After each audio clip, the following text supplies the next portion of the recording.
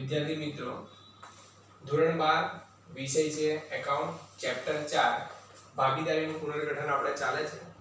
એમાં આપણે બે રીત જોઈ ગયા. રીત નંબર 1 ત્યાગના પ્રમાણની, રીત નંબર 2 લાભના પ્રમાણની. આજે સૌથી મહત્વની અનામત ભંડોળ એકત્રિત નફા કે ખોટની વહેંચણી. હવે એકત્રિત નફો કે ખોટ કે અનામત ભંડોળ શું છે? તો આપણે ભાગીદારે ધંધામાં ભેગા કરેલા નફામાંથી અમુક રકમ બચાવવામાં આવે છે. એટલે તો આ અનામત ભંડોળ અને એકત્રિત નફાની ખોટની વહેંચણીમાં ધ્યાન શું રાખવાનું? તો અહીંયા નોંધ લખી છે, ચાલુ ભાગીદારો વચ્ચે જૂના પ્રમાણમાં જ વહેંચણી કરવાની. આપણે બે રીતમાં ભણી ગયા. આપણા જોડે બે પ્રમાણ હતું, જૂનું પ્રમાણ અને નવું પ્રમાણ. તો આપણે ત્યાં સ્વાધ્યાયનો દાખલા નંબર 12 ભણીશું, અલય અને સંકેત. તો ચોપડીની અંદર અલય અને સંકેતનું જૂનું પ્રમાણ આપેલું છે. અલય અને સંકેત. અલય અને સંકેતનું જૂનું પ્રમાણ છે 2:1. એનો મતલબ અલયને 2/3 નો હિસ્સો મળશે અને સંકેતને 1/3 નો હિસ્સો મળશે. પણ યાદ રાખવાનું, નવું પ્રમાણ આપ્યું આપણે તો ખાલી જૂના પ્રમાણમાં ધ્યાન દેવાનું છે. કયું પ્રમાણ લેવાનું? જૂનું પ્રમાણ. અનામત ભંડોળ અને એની વહેંચણી કરવાની હોય એટલે આમનોંધ બનાવવી પડે. જો તમને રકમમાં બધા નામ આપેલા હશે, જે રકમની બાજુમાં ઉધાર બાકી લખી હોય, એટલે આપણે ખાતું બંધ કરતા તો એવું ભણી ગયા 11 માં, તો બંધ થાય એટલે જમા થાય. તો જેની બાજુમાં સ્પષ્ટતા કરેલી હોય એ ઉધાર બાકી, અને જેની બાજુ સ્પષ્ટતા ના કરેલી હોય એ બધી જમા બાકી હોય છે. અને જેટલી પણ બાકી આપી હોય એ બધી વહેંચાતી નથી. અમુક અંદર અમુક દેવું હશે, એ દેવાના નામ જોતા જઈશું. તો રકમની અંદર આપણાને અલય અને સંકેત આપ્યું છે. પહેલું નામ છે નફા નુકસાન ખાતું ઉધાર બાકી. ઉધાર છે એટલે એને જમા કરવી પડે. તો નંબર 1 લખીએ. જો ઉધાર બાકી છે એટલે જમા થાય તો ઉધાર શું થશે? બંને ભાગીદાર અલય ના મૂડી કે ચાલુ ખાતે, ઉધાર સંકેતના મૂડી કે ચાલુ ખાતે. તો જમા શું કરવાનું? નફા નુકસાન ખાતે. તો નફા નુકસાન ખાતાની બાકી આપી છે 18,000. તો અહીંયા જમા બાજુ પહેલા 18,000 દર્શાવી દેવાનું. હવે આપણને ખબર છે કઈ રીતે વહેંચવાનું. તો સમજૂતી માટે 18,000 ને 2/3 વડે ગુણવાનું.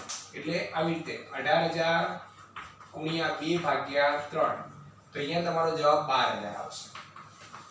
એ જ રીતે 18,000 ગુણ્યા 1/3. તો અહીંયા જવાબ આવશે 6,000.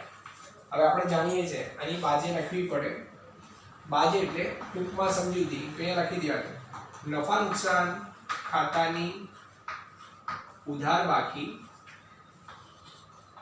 ચાલુ ભાગીદારો વચ્ચે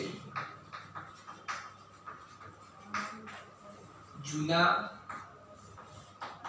પ્રમાણમાં વહેંચી દેવા. આ પતી જાય પછી આપણે અહીંયા અંડરલાઈન કરી દઈએ છીએ. ત્યાર પછી બીજી નોંધ. બીજી નોંધમાં શું આપ્યું છે? અનામત ભંડોળ. અનામત ભંડોળની બાજુમાં કંઈ જ નથી લખ્યું એટલે જમા બાકી હોય. તો અનામત ભંડોળને આપણે ઉધાર કરો. અનામત ભંડોળ ખાતે ઉધાર. અનામત ભંડોળ ખાતાની બાકી છે 27,000. હવે જો આ ઉધાર થયું તો બંને ભાગીદારને તમારે જમા આપવાનું. જમા એટલે તે લખાય છે આપણે, તે અલયના મૂડી ખાતે,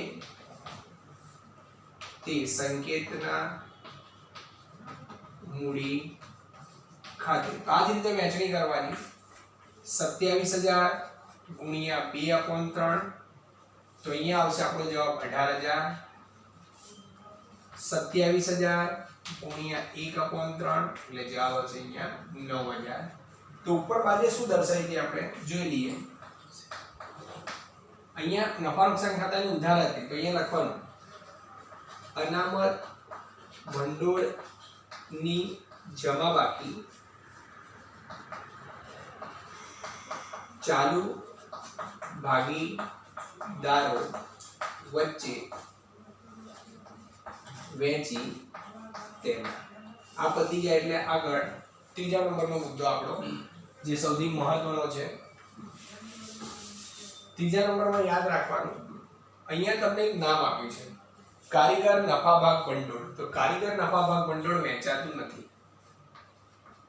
કારીગર નફા ભાગ ભંડોળ તો નીચે લખી દેવાનું આ પેઢીનું દેવું છે.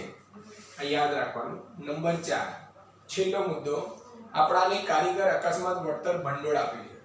જો આ બહુ મહત્વની વસ્તુ છે. કારીગર અકસ્માત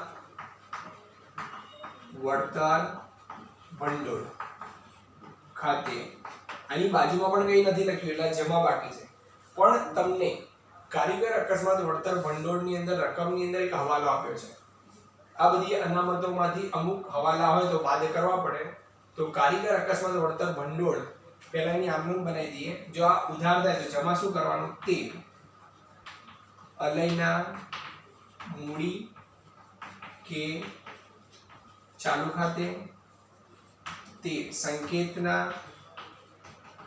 મૂડી કે ચાલુ ખાતે. બાજે લખતા પહેલાની એક સમજૂતી જોઈ લઈએ. તમને રકમની અંદર આપણાને આપ્યા છે 21,000 રૂપિયા અને 6,000 નો હવાલો આપ્યો છે. અકસ્માત નો દાવો. તો 21 માંથી 6 જાય તો આપણે જોડે વધશે કેટલા રૂપિયા? 15,000. 15,000 ની વહેંચણી કરવાની. 15,000 ગુણ્યા 2/3 એટલે તમારો અહીંયા જવાબ આવશે. હવે જોવાનું ધ્યાનથી. 15,000 ગુણ્યા 2/3 કરવાના એટલે તમારો જવાબ અહીંયા 10,000 અને અહીંયા 5,000. બાજે લખી દેવાની કારીગર અકસ્માત વળતર ભંડોળમાંથી દાવાની રકમ બાદ કરી ચાલુ ભાગીદારો વચ્ચે વહેંચી તેના આ પતી જાય પછી આપણો કરી દેવાનો કુલ સરવાળો. કુલ સરવાળો તો જોવાનું કુલ સરવાળો એટલે ઉધાર અને જમા સરખા થવા જોઈએ. 18, 27, 45, 45 ને 15 એટલે બંને બાજુનો સરવાળો 60,000 થવો જોઈએ. જો દેવું હશે તો દેવું ક્યારે પણ વહેંચવાનું નહીં. આ યાદ રાખવાનું. અહીંયા ચેપ્ટરની 3 રીત મહત્વની પૂર્ણ થાય છે. એટલે દરેકે અહીંયા મહત્વની વસ્તુ આ છે, જૂના પ્રમાણમાં ચાલુ ભાગીદારો વચ્ચે વહેંચવું. Thank you.